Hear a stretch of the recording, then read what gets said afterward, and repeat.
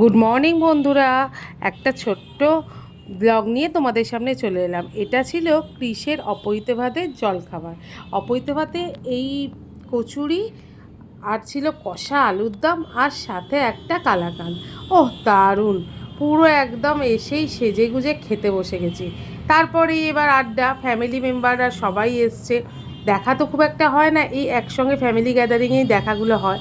তো জমিয়ে গল্প স্বল্প করে আর রন্দাদা এখানে নিজে ফোন নিয়ে ব্যস্ত। সবাই মিলে এখানে পিএনপিসি শুরু করে দিয়েছি। আর তার মধ্যে বোনদের মধ্যে জানো তো কেমন কথা হয় আর কি। তারপরেই চলে এলাম লাঞ্চ মেনু নিয়ে। এই যে মুমু সোনা আমার সাথে খেতে বসেছে, বলেছে মিমি তোমার সাথে বসবো, আর পাশে রন।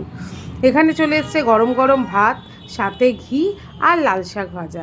এটা দিয়ে আমরা স্টার্ট করলাম। তারপরে এসে গেল একদম বড়ি দিয়ে শুক্তো। আর এই শুক্তোয় যদি একটা সুন্দর দেখে বড়ি পড়ে তাহলে আর কি চাই, মনটা তো ভরে যায়। একটা জায়গায় দুটো পড়েছিল, আর ডালটা একটা বিচ্ছিরিভাবে দিয়ে চলে গেল।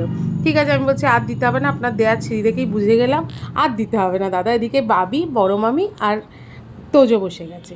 তারপরেই সাথে চলে এলো ডালের সাথে গরম গরম তোপসে ফ্রাই। ওফ কি ক্রিস্পি ছিল, দারুণ!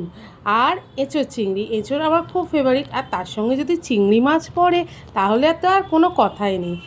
আর ছিল পাবদা মাছের ঝাল, তার সাথেই আবার চিংড়ি মাছের মালাইকারি। আরে কোনটা ছেড়ে কোনটা খাবো, আমি তো খেতেই পাচ্ছি না। তার মধ্যে একটার পর একটা চলে আসছে। এত মাছের আয়োজন ছিল যে আর কিছু বলার নেই। তার মধ্যেই এত নোংরা প্লেটটা তোমরা প্লিজ ইগনোর করো। তার মধ্যে পায়েস, চাটনি আর পাঁপড় ছিল, আর সাথে কমলাভোগ। টাটা।